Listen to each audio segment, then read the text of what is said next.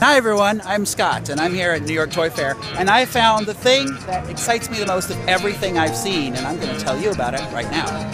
Hi there everyone, this is Scott Nicholson. It's nice to be back, and I'm here to talk about something I discovered at New York Toy Fair 2015.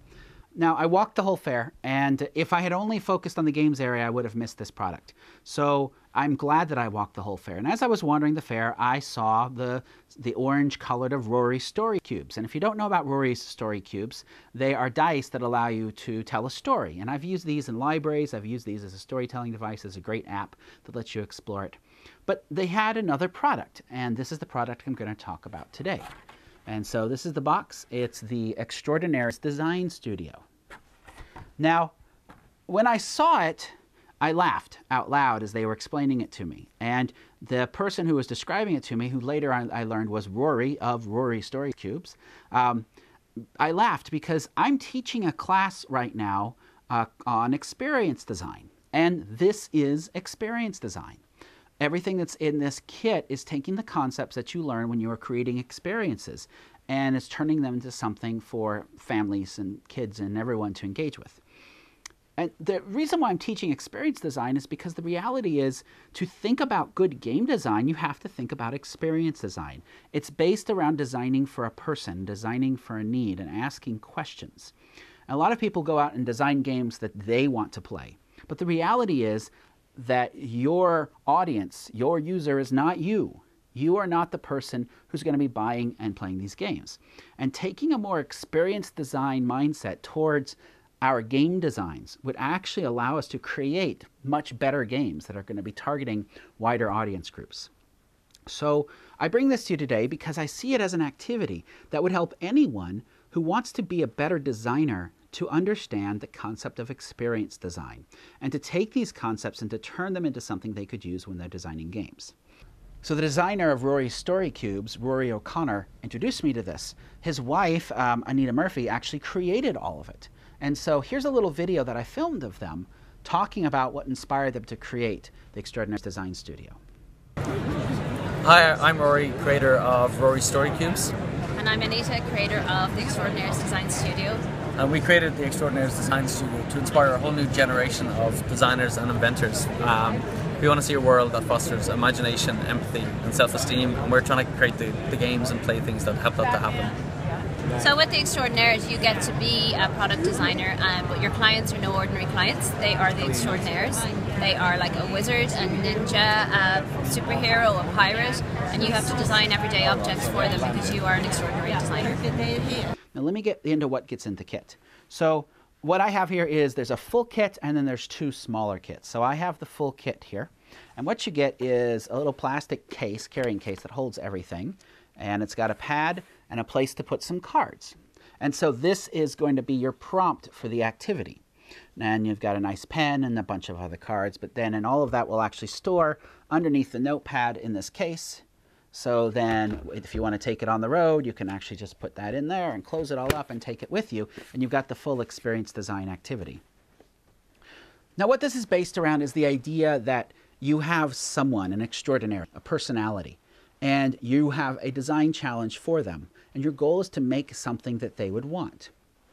Now the way they talk about your extraordinaires in this game are through these really beautiful pictures of different extraordinaires. So you have a soldier here, you have a superhero, you have an acrobat, you have a ninja. So these are the extraordinaries. In the full set you get 15 of these, in the partial set you get 6. So you're going to start by choosing one of these. This is the person, this is the persona, which is actually the experience design term, that you're going to be making something for. And they represent a user group.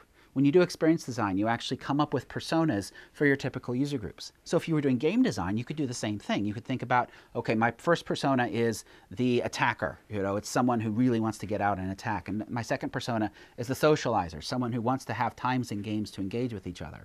You could use that same approach for game design that they're using here. You also then get a design challenge. So this is something that you're having to create. So it might be an object to carry things in, or a timekeeper. So this is your design challenge, is you have to create something for that person.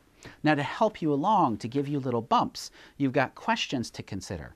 In the full game, these questions are on separate cards. There's decks for research questions and design questions and improve questions. Now, these questions are just designed to help you think about your challenge in different ways.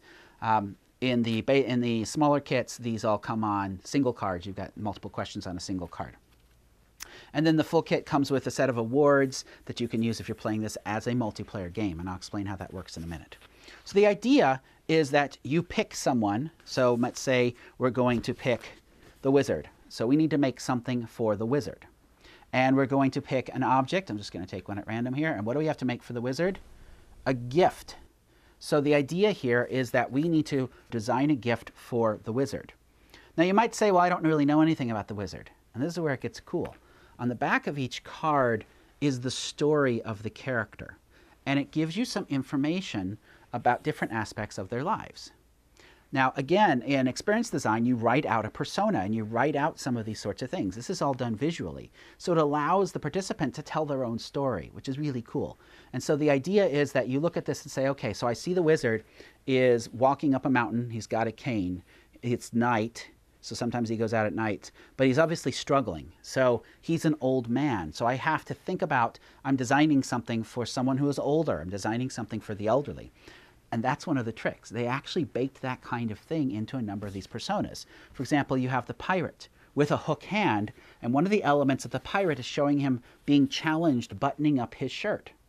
So this challenges you to think about, how do I make something for people that have different ways of engaging with the world? You have the persona of the Merman, for example, and you see that he is playing sports with his friends. He's got this big outgoing personality. He's engaged with the world. You can see that where they live, they don't have any electricity. Everything is generated through water power, so you have to think about that. But at night, he works in a restaurant. So it's kind of like an actor, you know, who's got this day life that everyone sees, but at night he's actually spending time doing another job to generate money. So that's something to think about. So these personas all have real life persona issues baked into them. It's just really, really clever. So the idea is we're making a gift for a wizard. Now, to help us think about that a little bit more, we look at the story. So, well, what might that wizard need? You know, I can see that the other parts of the wizard, I can see that he works in a laboratory and has a lot of measurements to deal with. He's got to be very precise on how he bubbles his potions. But I also see that here, by day, he works as a special effects artist for movies. So it shows him making the explosion happen offset, wearing a special effects hat. So I want to think about, well, what kind of gift would you get a wizard or create for a wizard who has that life? Now, to help you think about it, there are these questions to help you go a little bit further. First, you have research questions. So we'll take a research question and we'll see how that helps us think about it. A research question. Imagine there are other things the Extraordinaire does who is not shown on this card. What ideas does this give you? So how might this wizard also do things in life? What would this wizard eat, for example? What would he drink? What would his bedroom look like? How would he sleep? What could we do to make this wizard's life easier? So once you've started to come up with some ideas by asking these research questions, you could then move on to some design-based questions. So some of these. Think about the materials you're using to make your design. Are they wood, metal, plastic, or cloth? Are they available in the Extraordinaires world? So if we come up with something, we're going to use plastic. Does plastic exist here? Well, we know he's a special effects artist for movies, so it does. Power on. How is your design powered? What possible energy sources could be used? We'll use magic. So those are design questions to help you think about your design in different ways. And then you have improve questions. And so some of the improve questions might be, think eco. How can you make a better design for your planet? Hands off. How do you change your design to be more automatic? So it helps you think through your design. And then once you've got ideas, you begin sketching, because part of experience design is you want to get to a point of drawing out ideas. And so then you begin to draw out your ideas, your plans for what that gift would look like and how it would be eco-friendly and how it would help the wizard when he is sleeping or when he is eating and drinking. So all of these help you think about the world in different ways. So that's the basic activity, and it helps you to think about the concepts of experience design. And I'm giddy with this because it takes all these elements that I'm actually teaching in a college level course about how to do experience design and boils it down into something that kids can do. And boils it down to this idea of understanding people, but understanding more than just the typical stereotype about them. And then understanding and thinking about things you might ask them, thinking about other aspects to your design, thinking about how you might improve things. It's a fabulous way to approach things in the world and to approach game design. If you take all of these steps when you think about game design, think about how much more robust your games could be. Now, there are multiplayer rules as well, and the idea on the multiplayer rules is you set out a number of extraordinaires for each player, you set out a number of objects enough for each player. Each player is going to pick a pair of these things, and then everyone will work on their designs at the same time. You may choose from these cards and read them out loud to give everyone a way to think about their designs. And everyone will work on their designs. And then you present them, and the game actually gives guidance on how to do a presentation. Again, that's quite cool. You know, how to go through an introduction, how to go through what your research was, what your features are of the product. So you learn how to pitch your product, you learn how to pitch what it is you're putting together through this game. So the idea is everyone pitches what they've put together, and then that's where the award cards come in. So you give awards for who had the best presentation, who had the best single feature, who had the best piece of research. And so that's how you play this as a multiplayer activity. So that's it. That's this fabulous activity that really stood out to me over everything else at the New York Toy Fair, all the new games and gizgos and all that stuff, something about design. Because as I study more about design, I'm realizing that thinking about design helps you to communicate with the world in much better ways.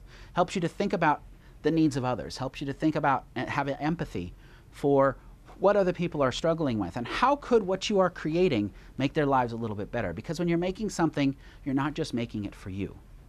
If you take one lesson away from this whole video, that's what I'd like you to take with you. I'll actually finish this up by saying I was really impressed with Rory and his view on the world.